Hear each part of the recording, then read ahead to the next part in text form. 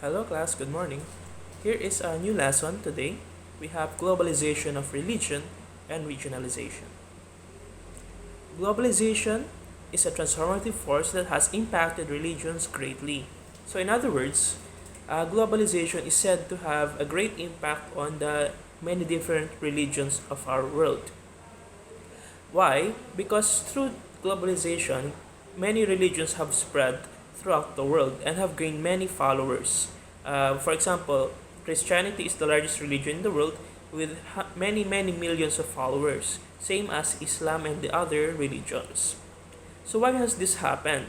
It is said that through advancement of technology, so you have the uh, smartphones, the internet, laptops, tablets, etc., you are more easily exposed to different religions. Transportation. So, due to the increasing ease of transportation between the many countries, those people who want to travel from one country to another find it very easy now and very fast to travel, especially through plane. And when those people travel, they often bring with them their culture and their religion. So, if you bring a religion, you can oftentimes find people who follow that same religion. You could form a group there. Next, um, due to the media, there is increasing number of people who find out about the different religions. So, in other words, religions are no longer relegated to their countries of origin. For example, Muslim countries nowadays, they can trace their roots back to Saudi Arabia, where Muhammad originally came from. That is where he started his religion. But nowadays, almost every country in the world has a Muslim believer there. Common methods used by some religions to widen or spread their beliefs is through websites. So there may be a website for the Catholic religion, the Iglesia ni Cristo religion, etc., etc. Television channels. There are some television channels dedicated to certain religion or teaching religion. Same with some radio stations. Here in Bicol or Legazpi City, I believe Radio Veritas is an example of a radio station which focuses on religion. And print media. So when you say print media, those are the magazines, the journals, those printed. Those all help religions to spread throughout the world. So those are just some examples of the many different religions in the world: Christianity, Islam, Judaism, etc., etc. They are being spread throughout the world thanks to globalization. Religion is said to play an important role thanks to it becoming having greater significance and importance to people as a non-territorial identity. So some people are very religious and it becomes part of their identity. But this is a non-territorial identity. Some examples of territorial identity is when you, let's say me, I am a Filipino, I identify with the country of the Philippines. Or I identify with being from Legazpi City, coming from the Bicol region. Those are my territorial identities. But our religion class, it is an example of a non-territorial identity. So nowadays class, it is said that globalization is leading to greater competition and conflicts between different religions. Competitions. The Christian faith, for example, class, there are many different views on Christianity. So you have the Roman Catholics. In the Philippines, we have the Iglesia ni Cristo, Dating Daan, Born Again, etc., etc. Oftentimes, they compete with one another. Aside from that, there are also conflicts between the different religions, especially class C, Islamic religion, and the Christian religion. Sometimes they often encounter conflicts. Because of globalization, though, according to Brian Turner, it has transformed the generic religion into a world system of competing and conflicting religions. This process of institutional specialization has transformed local, diverse, and fragmented cultural practices into recognizable systems of religion. Globalization has therefore had the paradoxical effect of making religions more self conscious of themselves as being world religions. So, globalization truly has given religion a new meaning in the 21st century. Hindi na siya yung dati na kung saan lang siya nag-originate na lugar, yung specific culture na yun. Nowadays, nag-spread na siya throughout the world, yung mga iba-ibang religions.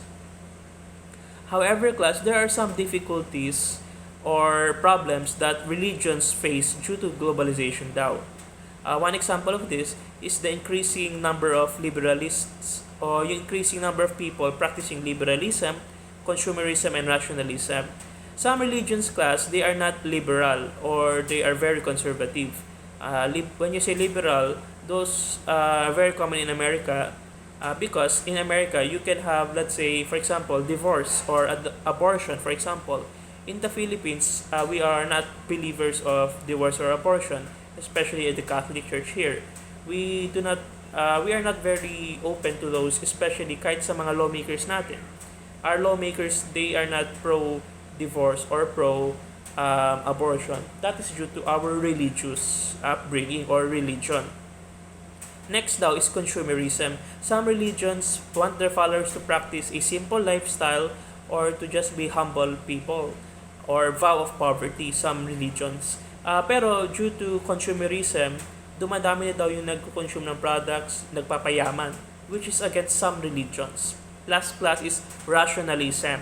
When you say rationalism, that is when people start to think more rationally or logically, which is based on science and secularism. Science class, let's say modern medicine. Some religions do not believe in modern medicine. If you become sick in a certain religion, what they will make you do is pray na lang daw para mawala yung sakit mo. Yung faith mo daw yung mag-heal sa'yo, hindi daw si doctors or modern medicine. Also, class, there is hybridizing effect of religions, and they are asserting themselves to maintain their identity. When we say hybridizing effect, throughout the world, kung nagkakaroon ng when a religion comes to another part of the world, oftentimes nagkakaroon siya ng bagong customs or beliefs. For example, yung Roman Catholic religion dumating sa Philippines, we adopted yung fiesta system o yung mga feast days ng mga saint, nagiging fiesta para sa atin. Or yung pag-ano natin sa prosesyon or sa mga, yung pang sinasabi ng idols, gaya si Black Nazarene o si sa Naga po, class, yung si Translasyon, yung Virgen, ganon. Some of those beliefs are against other religions na ayaw ng mga images or they want to maintain yung kung anong religion talaga nila dati daw. Also, class, some people say that globalization is connected with being more rational or rationalism. So, therefore daw, some religion is anti-rationalism. So, in other words, religion daw is anti-globalization na din. Some purely anti-rationalist stance is linked to fundamentalist or extremist religious groups. Ito klase yung mga religious groups na puro na very strong ang belief in their faith to the point that they are willing to commit terrorist acts para lang ma-protect daw yung religion nila. So famous example niyan is ISIS or the Islamic State of Iraq and Syria. I think more or less almost all parts of the world meron ng mga believers nung ISIS where they conduct terrorist acts. Also, class, since globalization is seen as Americanization and Westernization, some countries are against that, or some religions, are against becoming Americanized or Westernized. For example, yung ISIS na nga, yung sa Muslim, they form resistance para hindi daw masakop yung culture nila at hindi mabago yung religion nila. Some believers kasi sa Islam, for example, they believe women should not have equal rights as men. Dapat hindi sila nakakapag-aral, hindi sila nakakapag-travel, dapat sa bahay lang sila, dapat hindi sila nakakapag-drive ng car. Some Muslim women experience those kind of inequalities when it comes to their rights.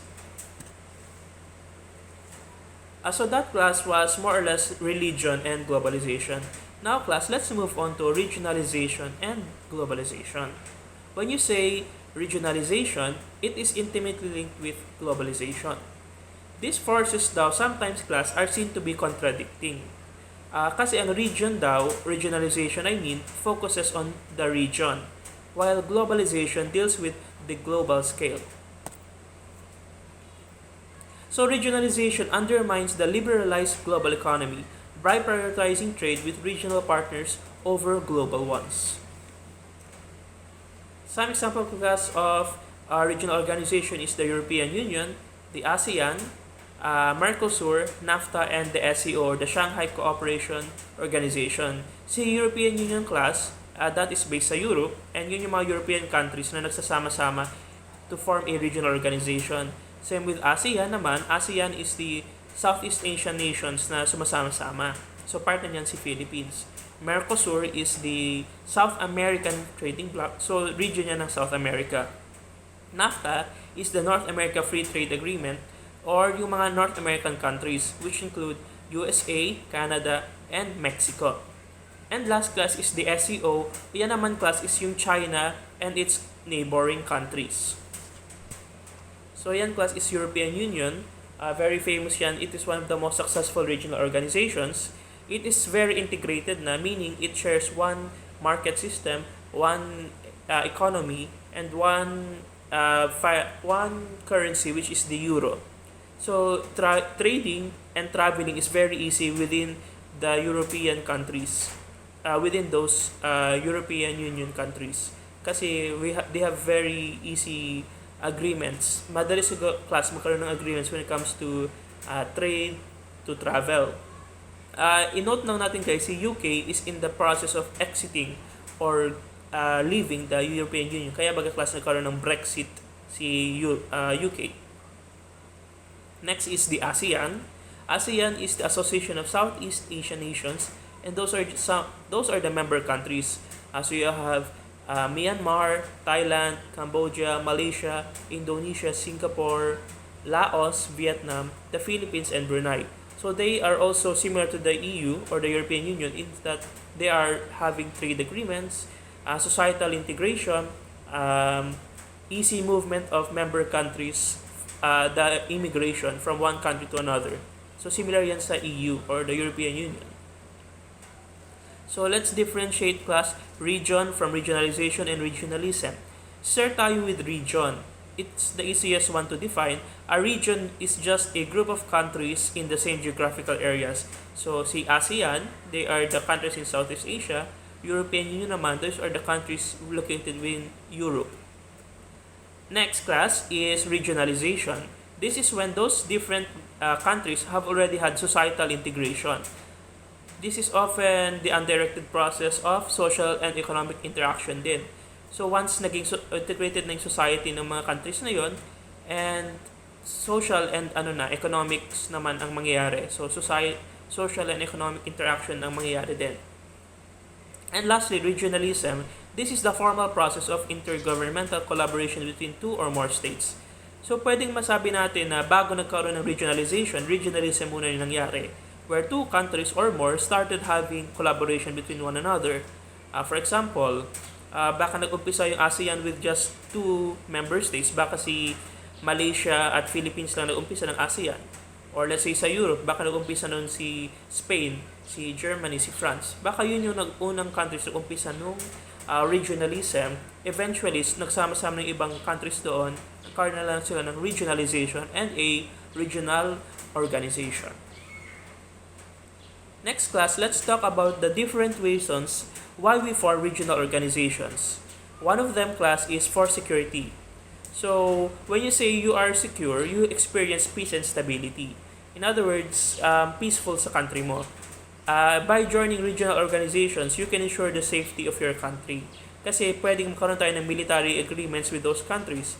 For example, if the Philippines is being bullied by China, we can expect those ASEAN countries to back us up or to help the Philippines out. Same sa European Union and other regional organizations. There is a possibility that they have those military agreements, military agreements to help one another in case in-invade sila ng other country. Another reason, class, is cultural reason. In other words, if your culture is the same with those in a specific region, you would oftentimes create regional organizations out of similarity of your cultures. There are arguments, class, na the European Union and the Mercosur and ASEAN are more successful in integrating with one another because they have a common culture. Compared to, let's say, NAFTA. NAFTA, again, is yung sa North America class. Since napakaiba ng culture ng USA, Canada, and Mexico, minsan they are not easily integrating their societies. Or minsan, mahirap sila magkaroon ng trade agreements with one another.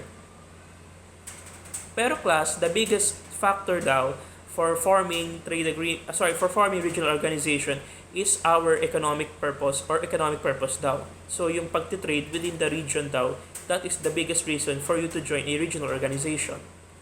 Oftentimes class, maraming transnational economic actors like investment groups or transnational corporations, napakalakas niyan class. And minsan, nagiging disadvantage ang isang country when they have to have agreements with those corporations. Pero if you are part of regional organization, mas may parang lakas ka or power ka, kalabanin yon. So what are some of these TNCs or transnational corporations? Yan class. So very famous yan, alam na alam natin yan. You have yung Kraft, Nestle, Procter and Gamble, Coca-Cola, Unilever, etc. etc. So kung pansin nyo, napakaraming products sa atin na based sa kanila. Minsan class, na ano niyan yung local natin na products, parang yan ang pinipili ng mga Pilipino. Or wala tayong masyadong na manufacture locally sa atin na products dahil we only based doon sa kanila. So napakaraming pera nila na kukuha, kaya lumalakas talaga sila. Another common example guys, si Apple and si McDonald's. Parang they are slowly becoming so powerful sa mundo due to the increasing sales nila ng products nila. So, due to that, we are prone to creating regional groups para i-counteract yung mga transnational corporations na yon. So, kung yung host country ng TNC na yon is not part of the region, mahirapan sila magkaroon ng agreements with those countries. For example, si McDonald's, Apple, it's located in USA, yung host country. Pero if they do not have any agreements with, let's say, si ASEAN countries, mahirapan siya mag-set up ng trade with us or trade agreements. So, ang possible way para mawala yung disadvantage nila nun is to lobby in their national governments na magkaroon ng similar agreements with those regional organizations to end their disadvantaged situation. Pero oftentimes, class, pag nangyari yun, magiging pabor dapat yung agreement sa regional organization. Hindi siya dapat pabor sa mga TNC or transnational corporations. So, that ends the lesson class for the globalization and religion, and regionalization. So, thank you for listening and goodbye class.